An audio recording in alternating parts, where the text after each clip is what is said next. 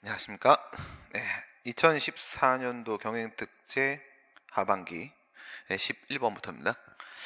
공공기관의 정보 공개에 관한 법률상의 비공개 대상 정보의 유형은요, 1호부터 8호까지 이렇게 나와 있다고 했고, 뭐 관련돼서 만약에 처분 사유 추가 변경 이런 식의 문제가 출제가 되게 되면 이때는 1호를 제외하고 나서 2호부터 2호에서 8호까지의 내용은 전부 다 기본적 사실관계 동일성이 인정되지 않기 때문에 처분 사유 추가 변경이 허용될 수가 없다, 이런 말씀도 드린 적이 있었습니다. 첫 번째 1번 같은 경우에는 뭘 말하는 거냐? 성명, 주민등록번호 등 얘기가 나왔죠. 개인 식별 정보를 얘기하는 것이고요. 얘 같은 경우에는 사생활의 비밀과 자유입니다. 사생활의 비밀과 자유를 침해하는 정보는 비공개 대상 정보가 될 수가 있다. 의사결정 과정 또는 내부 검토 과정에 있는 사항, 현재 학교 환경위생정화위원회라거나 이런 의사결정 과정에 있거나 지금 내부 검토 과정, 시험에 관한 문제, 이런 것들은요, 업무 수행에 현저한 지장을 초래할 수 있는 정보입니다. 현저한 지장을 초래하는 경우에 비공개 대상 정보로 포함을 시키게 된다. 그 다음에 단체나 개인의 경영상, 영업상의 비밀에 관한 사항도 역시 우리 정보공개법 구조 1항, 여기는 안 나와 있네요. 정보공개법 구조 1항 단서 각호에서 제시하고 있는 비공개 대상 정보가 맞는데, 이 4번 같은 경우는 뭐야? 이미 다른 사람들에게 공개돼서 널리 알려져 있는 사항, 이런 식의 문제롤이 나왔던 것이 바로 뭐예요? 인터넷에 이미 공개되어 있다, 이겁니다. 인터넷에 이미 공개되어 있다, 또는 관보에 이미 공개되어 있다. 그래서 인터넷 검색만 하면 충분히 알 수 있는 정보, 검색을 통해서 충분히 알 수 있는 정보라고 하더라도 그러한 사유만으로 비공개 대상 정보가 되는 건 아니다, 이렇게 했었죠. 이거는 그냥 구조이랑 단서에 있는 내용들을 간단하게 질문을 한 것밖에 없습니다. 12번 보도록 하겠습니다. 행정의 실효성 확보 수단에 관한 설명 중에 옳지 않은 것은, 행정상 대집행은 대집행 절차에 따라 계고를 함에 있어서 의무자가 스스로 이행을 하지 아니하는 경우에 대집행할 행위의 내용과 범위가 구체적으로 특정돼야 되며, 계고처분 얘기하고 있습니다. 행정대집행법 제3조 1항에 있는 계고처분 얘기하고 있고요. 스스로 자진 철거를 하지 않는다. 대집행할 내용과 대집행을 할 내용과 범위가 구체적으로 특정돼야 된다. 내용과 범위는 반드시 대집행 계고서에 의해서, 그 자체에 의해서 특정되는 것은 아니다. 계고의 요건이죠. 계고의 요건은 요상구문 이렇게 들어갔었습니다. 요상구문, 계고서는 요상한 구문으로 되어 있다. 얘는요, 행정 대집행의 요건을 갖춰라.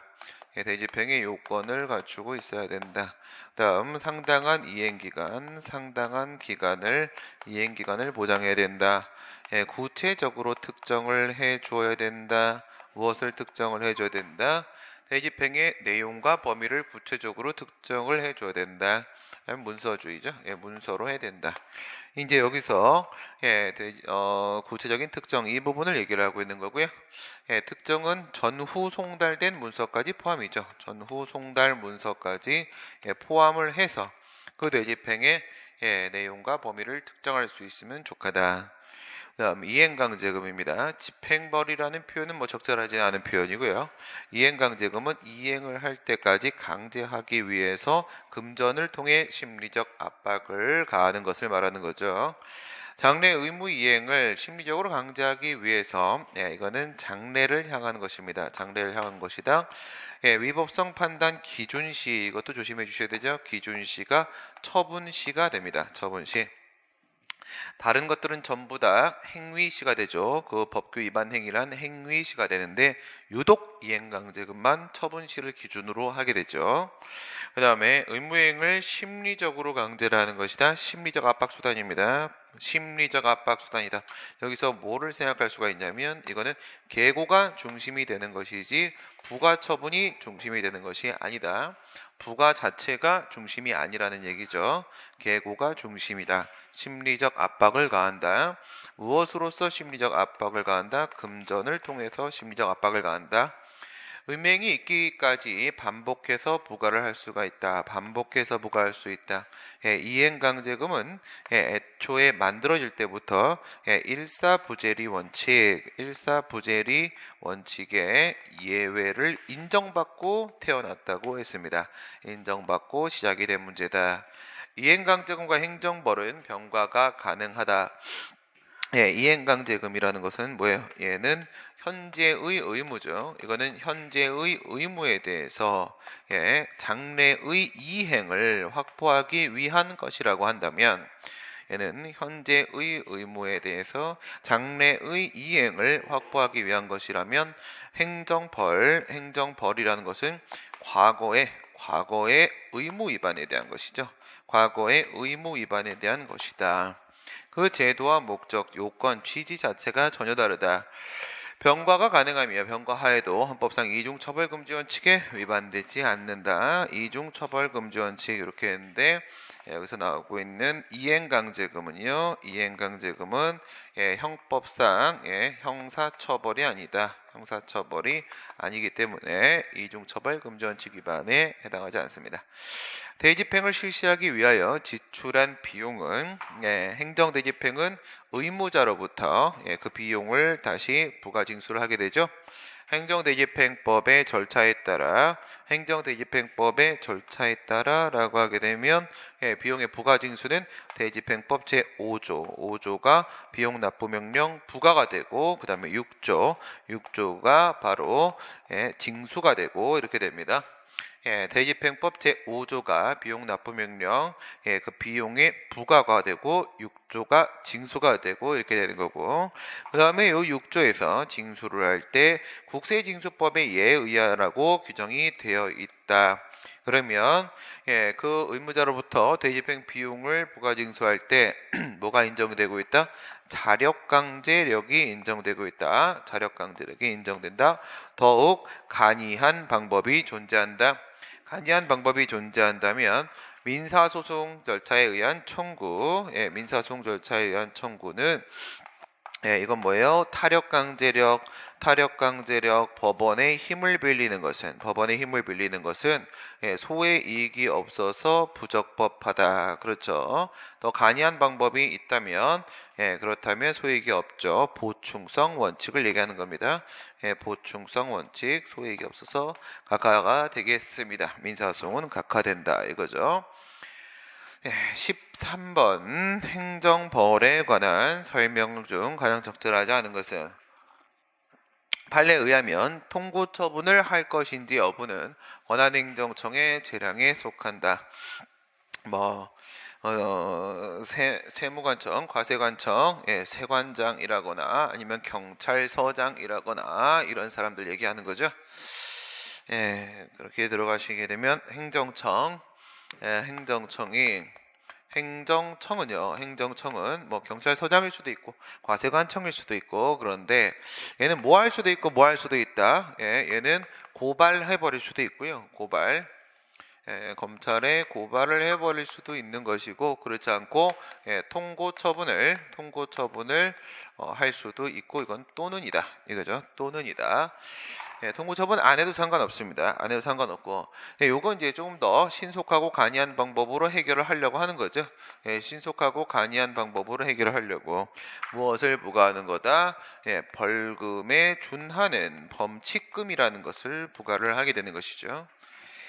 그런데 만약에 여기서 통고 처분을 했는데 그 기간 동안에 얘가 납부를 하지 않으면 실효가 돼버리고요. 실효가 돼버리면 행정청은요 원래 해야 됐던 고발로 이렇게 넘어가게 되는 것이죠. 이렇게 넘어가게 되는 겁니다. 먼저 통고 처분을 하게 되면 이렇게 따라 들어가는 이런 구도가 되는 것이죠. 여기에는 또는이 되는 것이고 질서 위반 행위 후에 법률이 변경되어 그러니까 질서 위반 행위에 해당하지 아니하게 된 때에는 법률에 특별한 규정이 없는 한 질서 위반 행위 시에 법률을 적용한다. 예, 아니죠. 그러니까 질서 위반 행위에 해당하지 않게 됐다. 원래는 구법이 이렇게 있습니다. 구법에 따르게 되면 그 A라는 행위는 질서 위반 행위가 맞고요. 따라서 얘는 과태료 부과 대상이 맞습니다. 그리고 나서 이제 신법 이렇게 돼 있으면 이렇게 됐을 때 신법에 따르면 지금은 A라는 행위가 과태료의 대상이 아니다 이거야. 과태료 부과 대상이 아니다. 질서 위반 행위 후에 법률이 변경되었다. 그 행위가 질서 위반 행위에 해당하지 않는다. 그러니까 이게 행위시입니다. 이게 행위시. 얘가 행위시의 법이 되는 것이고요. 그 다음에 얘가 과태료 부과 처분을 하는 얘가 바로 처분시의 법이 되는 것이고 이 중간에 법령 개정이 있었다 이겁니다. 법령 개정이 이렇게 있었다라고 한다면 말이에요. 그랬을 때 질서 위반 행위 시의 법률을 적용을 시키는 것이다. 원래는 그런데, 그렇죠? 원래는 그런데 요걸 적용시키는 게 일반적인 이론에 따르면 맞긴 한데 그게 아니라 이쪽이 되는 것이죠. 이 처분 시에 이 법을 적용시키게 됩니다. 질서 위반 행위죄법에 이 법을 적용시키라고 되어 있습니다. 이렇게 되어 있고 그 다음에 이와 같이 신법을 적용시키는 케이스는 이것뿐만 아니라 모두 있어요. 플러스 알파. 무슨 내용도 있냐면 그 질서 위반 행위에 따른 과태료 결정이 과태료 부과 처분이 이미 확정이 되었을 때입니다. 이거는 제소 기간을 도과해서 이미 확정이 되었을 때, 그 다음에 과태료 부과 재판. 그러니까 얘가 여기는 이의 제기를 하지 않았다는 얘기죠. 60일 안에 이의 제기를 해야 되는데 얘는 이의 제기를 하지 않았다는 겁니다. 이의 제기를 하지 않았고 그 다음 얘는요. 과태료 부과 재판에 대해서 불복해서 즉시 항고를 하지 않았다 이겁니다. 안 해가지고 얘네가 확정이 되었다 이거예요. 확정이 되었다. 그러면 빼박 없이 과태료를 내야 되는 상황이 왔는데 이렇게 내야 되는 상황이 왔다고 하더라도 또 그 후에 법이 바뀌어서 질서 위반 행위에 해당하지 않는 상황이 저런 식으로 됐다라고 하게 되면 이것도 집행 못합니다. 과태료 안 내면은 요거 강제징수해서 집행을 못한다. 질서 위반 행위죄법에 따르게 되면 유리하게 변경되었을 때는 확정 전의 상태든 확정 후의 상태든지 간에 신법 유리한 법을 적용을 시키도록 명문에 규정을 두고 있다. 지방자치단체는 조례를 위반한 행위에 대해서 조례로서 1천만 원 이하의 과태료를 부과할 수 있다. 이 표현이 그대로 나옵니다. 이 표현이 어디에 나오는 거냐면 이거는 지방자치법 제27조에 나오는 얘기입니다. 27조에 보게 되면 조례를 위반한 행위라고 했는데요. 조례를 위반한 행위. 그러니까 구체적으로 특정이 되지 않은 상태에서 위임이 된 겁니다. 이건 지금 지방자치법이죠. 법률이 어디에다가 조례에다가 어떨 때 과태료를 부과할 것인지에 대해서 위임을 한 거예요. 입법 위임을 했단 말이야. 법률이 조례에다가 어떨 때 과태료를 부과할 것인가 이렇게 입법 위임을 해버렸다. 그런데 구체적으로 그 범위를 한정하고 기준을 특정하고 하지 않습니까? 지금 이게 무슨 위임이에요? 얘는 포괄적 위임이다 이겁니다. 얘는 포괄적 위임을 해놓은 상태입니다. 포괄적 위임인데 여기서 이제 여러분들이 무슨 생각을 하셔야 되냐면 지방자치법 제22조 22조 단서를 생각을 해보셔야 됩니다. 지방자치법 제22조 단서에 보게 되면 권리제한 권리제한 그 다음에 의무부가 조례가 있고 그 다음에 벌칙조례가 이렇게 있는데 단서에는 22조 본문에서는 법률 우위 원칙에 대한 규정을 두고 있고 22조 단서에서는 이건 법률 유보 원칙에 대한 규정을 두고 있단 말이에요. 본문에서는 법령의 범위 안에서 조례를 제정한다. 단서에서는 법률의 위임이 있어야 된다. 라고 해서 법률 유보 원칙에 대한 규정을 두고 있단 말이에요.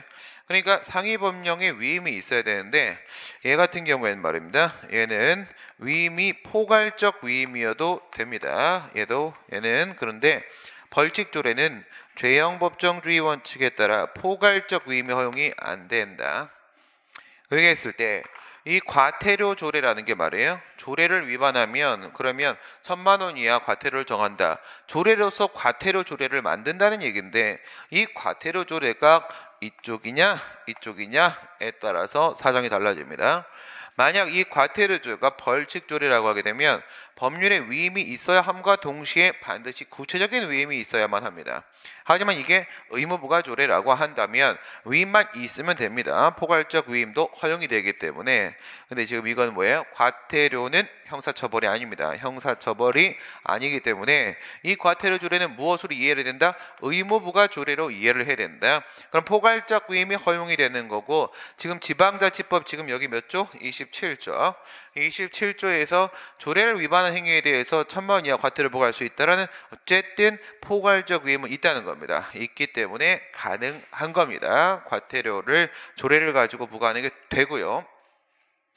다른 법률에 특별한 규정이 없는 한 14세가 되지 아니한 자의 질서 위반 행위는 부과하지 않는다. 과태료를 부과하지 않는다. 그렇죠? 14살 이렇게 되는데 얘는 뭐예요? 얘는 질서위반 행위규제법 제9조가 되고요. 마찬가지라고 했어요. 마찬가지로 형법 제9조에도 똑같이 구조입니다. 똑같이 구조. 여기도 똑같이 14세 미만의 경우에는 얘네들은 형사처벌하지 않는다. 이렇게 돼 있다 이거예요. 과태료에 부과된 형사처벌이든 둘 다 14세 미만인 경우에 있어서는 벌하지 않는 것은 둘 다 매한 가지다. 차이가 없습니다. 그 다음 문제는 14번입니다. 질서위반행위규제법에 따른 과태료의 부과징수에 관한 설명 중에 가장 적절한 것은 행정청이 질서위반 행위에 대하여 과태료를 부과하고자 하는 때에는 미리 당사자에게 5일 이상의 기간을 정해서 의견 제출의 기회를 줘야 된다. 질서위반 행위규제법에는 이런 내용이 있어요. 이런 내용이 뭐죠?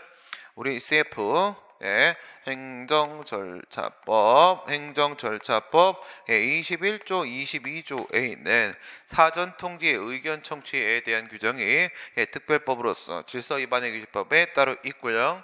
따로 있는데 여기서는 의견 제출 요게 며칠로 되어 있냐? 10일로 되어 있습니다. 10일로 이렇게 되어 있어요. 그러면 우리 이거 22조를 가지고 한번 생각을 해볼까요? 22조를 가지고 들어가시게 되면 청문이 있고 그 다음에 공청회가 있고 그 다음에 약식 청문으로서 의견 제출이 이렇게 있을 텐데 여기서 청문이 바로 사전통지가 얘가 10일 전까지죠. 10일. 그 다음에 얘는 14일이죠. 14일. 얘는 의견 제출을 준비할 수 있는 그냥 적정기간이에요. 적정기간. 이래야 되는데 여기서의 청문회 10일이 이쪽에 이 의견 제출이 질서위반 행위규제법으로 넘어오면서 여기 10일이 돼요. 10일이. 그래서 의견 제출이라고 해서 그냥 이렇게 적정기간 이래 되는 게 아니라 행정절차법으로 치게 되면 청문과 똑같이 10일 이렇게 처리가 되고 있다는 거를 기억을 해 두셔야 되고요. 행정청은 질서위반 행위가 종료된 날로부터 5년이 경과한 후에 5년 이렇게 되어 있습니다. 5년.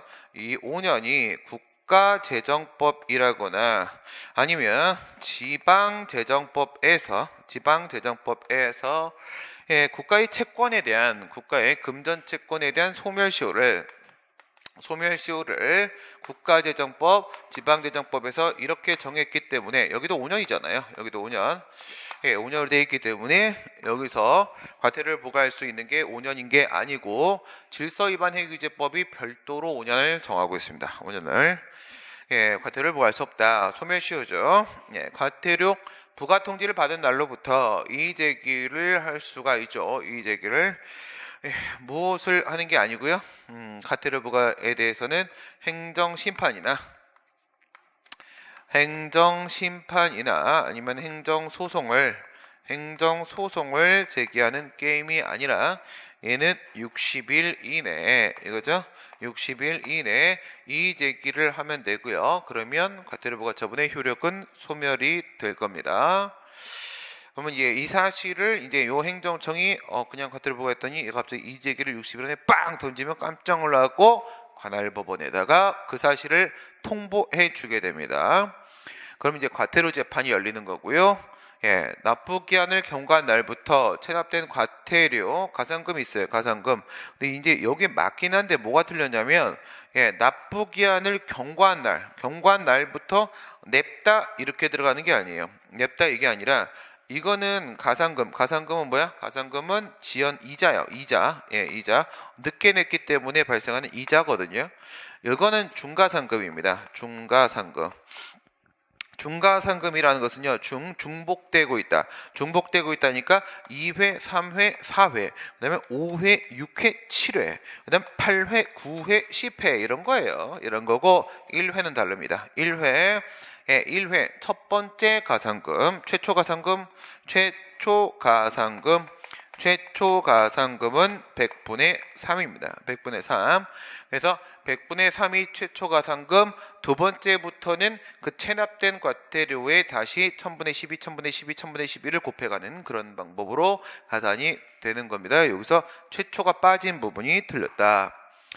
예, 다음 15번입니다. 공무원의 위법행위로 인한 국가배상 책임에 관한 설명 중에 가장 적절하지 않은 것은 법령에 의해 대집행 권한을 위탁받은 한국토지주택공사, 지금은 LH 동작구와 협약을 체결하였습니다.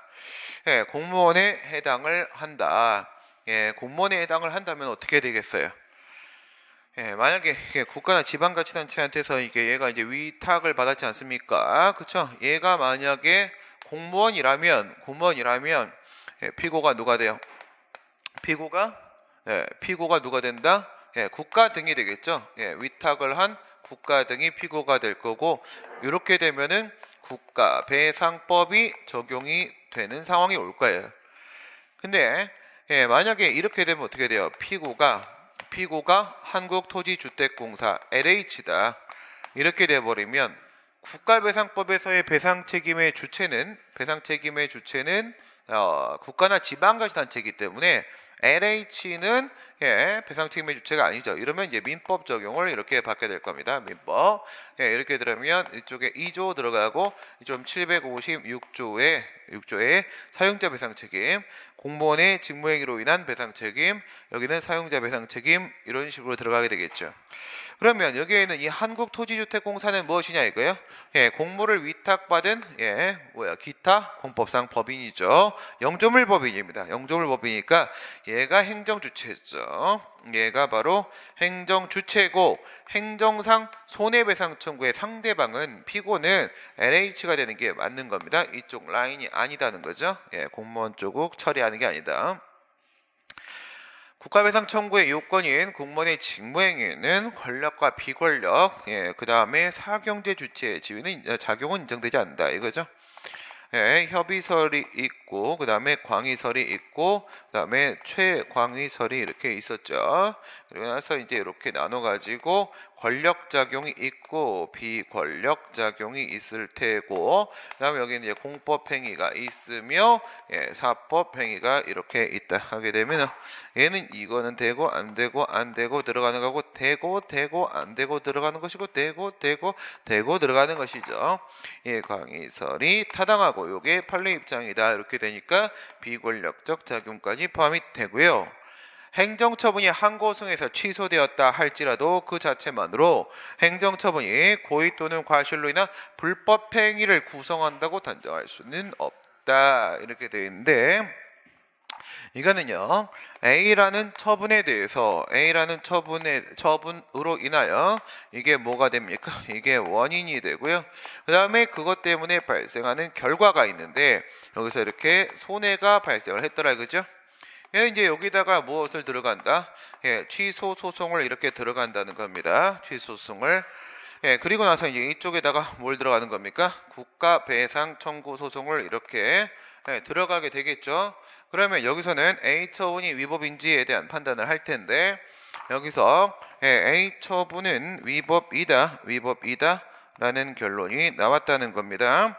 했을 때 공무원의 행위여야 되고 직무행위, 공무원의 행위여야 되고 그 다음에 직무행위여야 되고 집행하면서 고의 또는 과실이 인정돼야 되고 처분의 위법성, 법령 위반이 인정돼야 되며 손해가 발생해야 되고 인과관계가 성립돼야 되는데 여기서 고의 과실로 인한 위법성, 법령 위반 이거에서 이쪽으로 이렇게 기판력이 미칠 수 있느냐 이겁니다. 이렇게 기판력이 미칠 수 있을까? 그러나 이게 지금 위법과 위법의 1대1 대응을 얘기하려고 하는 게 아니라 고의과실이라는 변수가 포함되어 있기 때문에 잘 모르겠다 이겁니다. 잘 모르겠다. 잘은 모르겠다. 그래서 뭐예요? 단정하기 힘들다라고 했죠.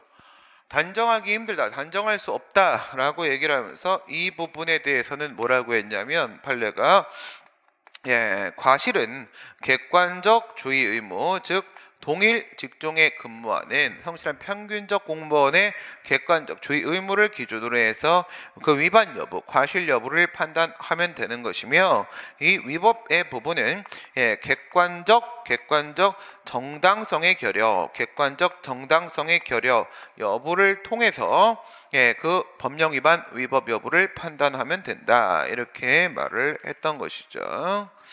그 다음 처분이 있은 후에 근거법률위원으로 결정된 경우에 그 법률을 적용한 공무원에게 고의 또는 과실이 있었다고 단정할 수 없다. 단정할 수 없다. 두 개를 비교를 해보시면 되죠. 비교를 첫 번째 케이스. 첫 번째 케이스는 위헌 결정이 나오고 나서 그리고 나서 행정처분을 했다. 행정처분을 한 경우가 이렇게 있을 수 있겠고 and 행정처분을 하고 나서 그 근거 법률에 대해서 위헌 결정이 이렇게 나오는 경우가 있을 수가 있겠죠. 이렇게 했을 때 1차적 권리구제로서 행정쟁송하고 그 다음에 2차적 권리구제 손해배상 이렇게 비교를 해보시게 되면 이미 근거법률에 위헌 결정 나왔는데 그거 또 집행하고 앉아있다. 이건 완전히 자빠지는 짓이기 때문에 이건 완전 명백한 위법이죠. 명백한 위법이니까 이러면 무효가 됩니다. 그리고 위헌 결정 나왔는데 그걸 또 집행했다라는 것은요, 이건 법규 해석을 거의 의도해서 그르친 것이기 때문에 바보라고 생각을 할 수 있죠. 과실 당삼 인정되는 상황입니다. 행정처분이 나온 다음에 비로소 위헌 결정이 근거 법률에 대해서 나왔다면은 이거는 일반 국민의 관점에서 결코 그 법률이나 법률 조항이 헌법에 위반되는 여부가 명백할 수가 없기 때문에 취소 사유에 그친다라고 볼 것이고 그 다음에 그 법률이나 법률 조항이 헌법에 위반되는 여부는 공무원의 그 판단할 수 있는 권한도 없고 그다음 의무도 없기 때문에 주의 의무 위반으로 과실이 인정된다라고 볼 수가 없다. 이거죠. 그 다음에 16번입니다. 국가배상에 관한 설명 중에 가장 적절하지 않은 것은 국가배상법 2조 1항에 직무를 집행하면서라고 할 때 직무집행에 대한 판단 기준은 행위 자체 외관을 객관적으로 관찰하여 판단의 되므로 직무행위를 보여줄 때는 외형설 얘기하는 거네요. 그쵸? 집행하면서 부분의 요건입니다. 외형설, 요게 이제 판례 입장이고, 이거 타당하지요? 요거의 반대는 실질설입니다. 실질설. 했을 때 실질적으로 직무행위가 아니거나, 그쵸? 객관적으로 외관을 관찰해서 보면 되는 거고, 1, 2, 3 실제 그것이 직무행위가 아니어도 상관이 없고 여기 나와 있는 대로 두 번째 주관적 의사가 없었어도 상관없고 세 번째 정당한 권한이 없어서도 상관없고 외관을 객관적으로 관찰해서 판단한다. 도로나 하천 그 밖에 공공의 영조물에 설치나 관리의 하자가 있기 때문에 타인에게 손해를 발생하게 했을 때는 국가나 지방자치단체는 그 손해를 배상해야 되고 뭔 소리야 이게 5조를 그냥 옮겨놨네요. 재미없네. 5조에 이게 국가배상법 제5조 1항 앞부분은 이제 5조 1항이죠. 5조 1항 영조물의 설치 관리로 인한 손해배상 뒤쪽에 손해 원인에 대해 책임을 질 자가 따로 있으면 국가나 지자체는 그에게 구상할 수 있다. 그냥 5조입니다. 5조에 1항 앞부분, 2항 뒷부분 이렇게 들어온 거고, 책임을 질 자라고 하게 되면은 저 도로나 하천, 뭐 도로라고 치게 되면 도로, 도로 공사한 업체, 그냥 공사업체, 공사업체가 도로 잘못 만들어 가지고 문제가 됐다. 그러면 그 후 국가나 지자체가 관리하는 데 문제가 아니라 처음에 만들 때부터 잘못됐으면 그러면 책임질 자가 따로 있는 거죠. 이놈아가 책임지는 거니까. 국민한테는 국가 등이 먼저 돈 주고 그리고 나서 이 업체한테 돈 달라고 하면 되죠. 구상권 행사 가능하고. 공무원이 그 직무를 집행하기 위하여 국가나 지방자치단체 소유의 공용차를 운행하는 경우에 공용차를 운행을 하고 있다 이겁니다. 공용차를 운행하는 경우에 공용차라고 했습니다. 그렇죠? 공용차라고 했습니다. 집행을 하기 위한다라고 했습니다. 공용차라고 했습니다. 운행지배나 운행이익은 운행자성을 얘기하는 거죠. 운행자성. 그 공무원이 소속한 국가나 지방자치단체에 귀속된다고 할 것이기 때문에 공무원이 자기를 위해 공용차를 운행하는 자로서 자기를 위하여가 아니죠. 자배법 3조 소정의 배상 책임 주체가 될 수는 없다. 그렇죠. 그래서 자동차 배상 손해배상보장법 국가배상법 제2조 1항 본문 그 다음에 전단 후단 그 다음에 단서 그 다음에 2항 이렇게 되는 거잖아요.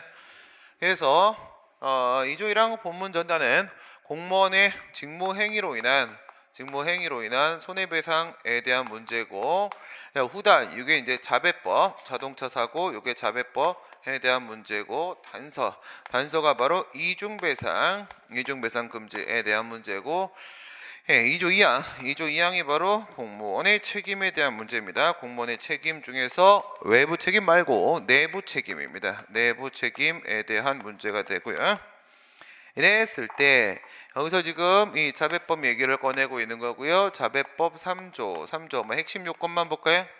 핵심 요건은 기본적으로 자동차 사고여야 되고요. 이건 뭐 깨지는 일이 없겠죠. 자동차 사고 문제여야 되는 것이고, 그 다음에 운행자성이 인정돼야 돼요. 이게 포인트죠. 운행자성이 인정돼야 되고, 그 다음에 물적 손해 안 되고요. 인적 손해 뭐 이 정도면 판단하는데 문제 푸는 데는 어려움이 없겠죠. 여기서 운행자성이라는 것은 운행 지배와 운행 이익이 누구에게 귀속되는 것인가? 누가 이 자동차 운행에 대한 지배권을 행사하고 있으며 운행 이익은 누구에게 귀속되는 것인가? 라고 했는데 지금 저기서 뭐라고 했냐? 집행하기 위해서, 직무 집행을 위해서라고 했습니다. 이 운행 이익이 바로 뭐야? 직무 집행을 위해서 자동차를 운전하고 나갔다. 라고 했습니다. CF 뭐예요? 사적 용도가 아니죠. 사적 용도가. 그 다음에 운행 지배는요. 운행 지배는 지금 여기서 문제에서 뭐라고 했냐? 공용 차량이라고 했습니다. 공용 차량. CF 개인 차량이 아닙니다. 개인 차량이 아니다. 이렇게 되면 자배법상의 배상 책임은 누구한테 인정이 되는 것이냐? 요래됐으니까 국가 등한테 인정이 되는 것이죠. 국가 등한테. 만약 요래됐으면 공무원 개인한테 자배법상의 배상 책임이 인정이 됐었을 겁니다. 그 다음에 국가 내 철도 운행 사업은 이거 어디가 사라졌네요. 우리 아까 전에 사경제 주체 사경제 주체의 지위에서 행위하는 사경제 작용은 국가배상법 적용이 안 된다고 했죠. 지금 이 철도 운행 사업 저게 바로 사경제 작용이죠. 국가가 돈 벌려고 하는 겁니다. 돈 벌려고 그 사고에 공무원이 관여했다고 하더라도 이거는 국가배상법 적용이 안 되고 민법 적용을 시켜야 됩니다. 국가배상법 이게 왜 중요했냐면 이때 당시에는 배상심의위원회 전치 절차를 거쳐야만 배상심의위원회 전치 절차를 거쳐야지만 손해배상 청구가 되던 시절이었단 말이에요. 저 철도 운행 사업 저게 옛날에. 그래서 지금 전치 절차를 거쳐오는 게 맞냐 안 거쳐와도 되냐라는 문제인데 이거는 사경제 작용의 문제니까 국배법 적용이 안 되고 그러니까 국배법에 있는 필수적 전치 절차로서 배상심의를 거쳐라 안 거치고 바로 손해배상을 와도 괜찮다. 그렇습니다. 괜찮다. 이거는 사경 지금으로 치게 되면 뭐 서울시 시형버스 사업 이런 게 바로 여기에 해당을 합니다. 17번입니다. 예, 공익사업을 위한 토지 등의 취득 및 보상에 관한 법률. 소실보상 간단하네요. 예, 이런 거 좋고. 예, 사업 시행자 보상의 원칙.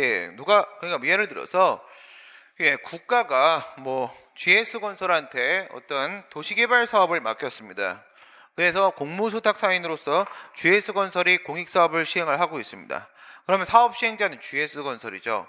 국가가 보상을 해줘야 되겠습니까? 아니면 GS건설이 보상을 해줘야 되겠습니까?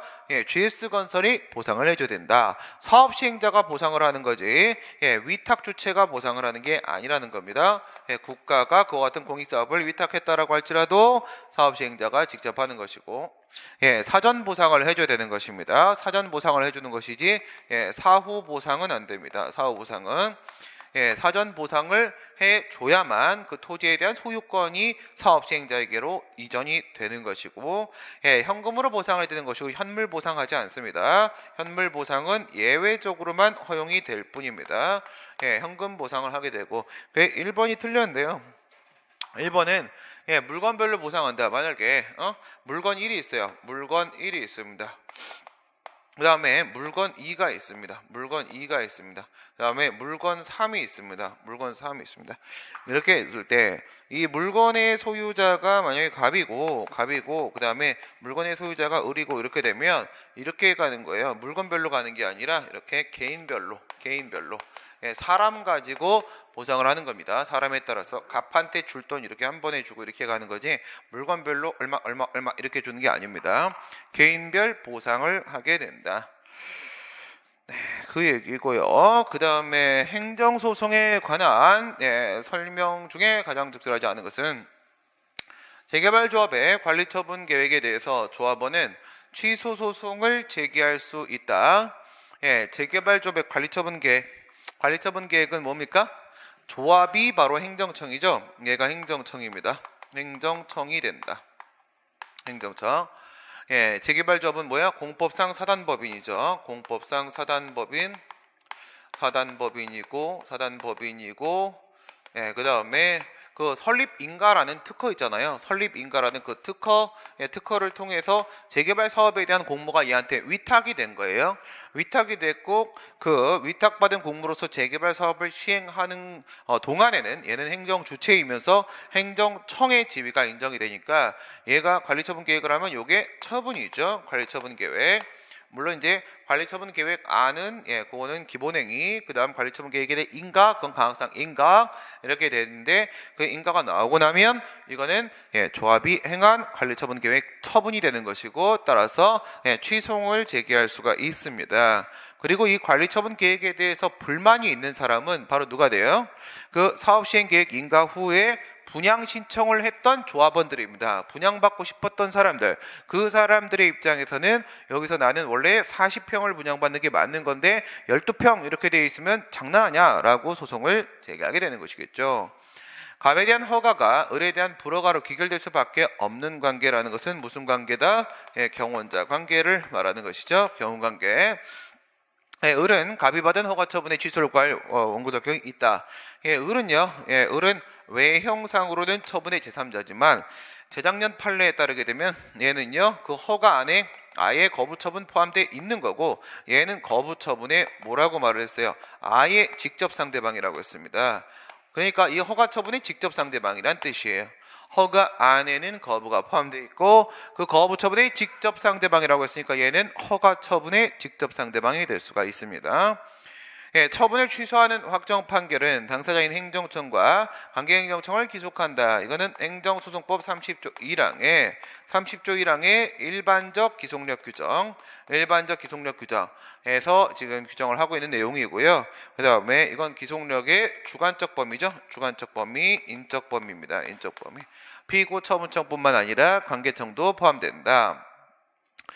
처분을 취소하는 확정 판결은 제3자에 대해서도 효력이 제3가 없다. 우선 이제 판결의 효력은 확정이 돼야만 발생을 하게 되는 것이고, 제3자에게 효력이 있지요. 없으면 모든 행정소송은 100% 각하하고 행정소송법은 세상에서 사라질 겁니다. 얘는 대세요 얘기하는 거죠. 대세요 29조 1항에 근거를 두고 있습니다. 이건 집행정지도 마찬가지고요. 29조에 있는 대세요, 30조에 있는 기속력 두 개가 없었다면 행정소송은 불가능합니다.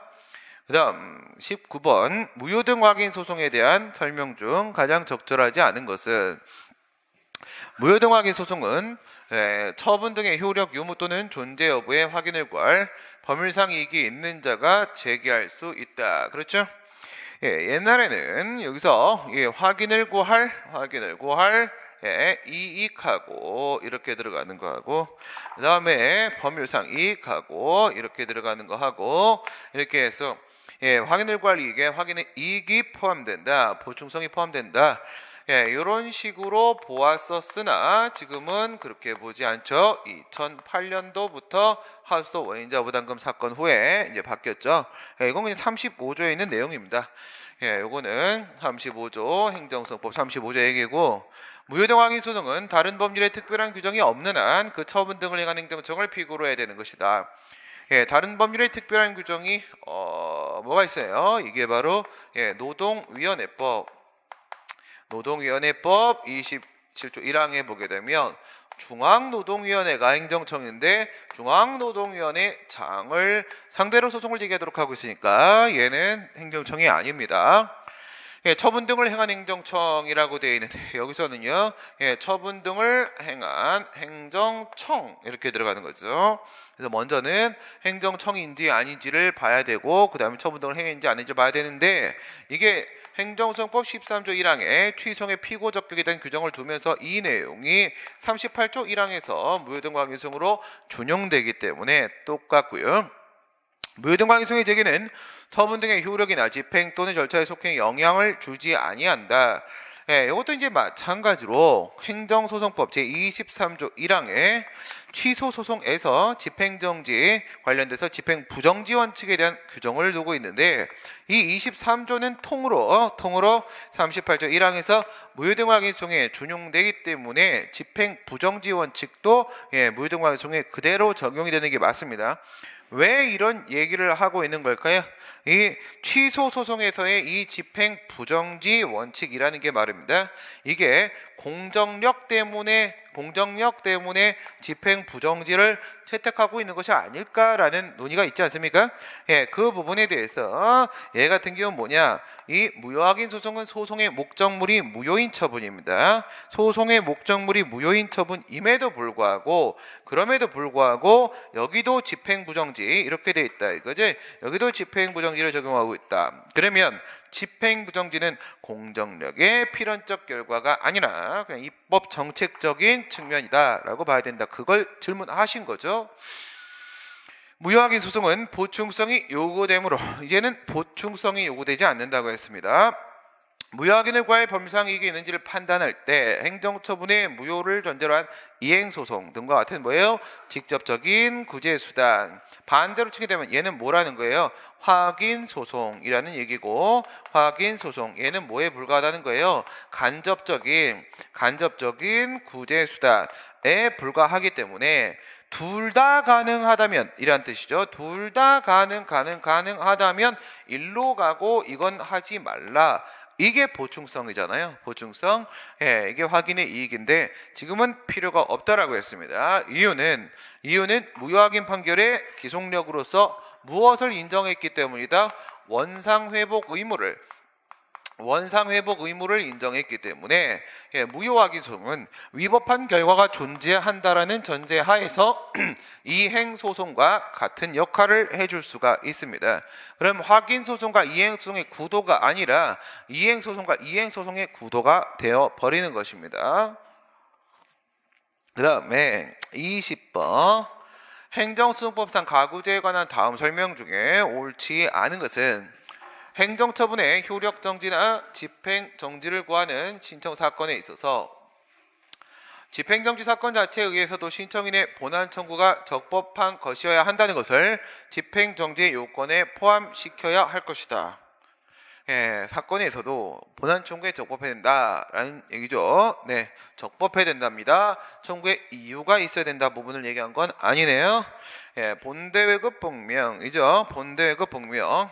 본대회급 복명 이렇게 됩니다. 본대회급 복명.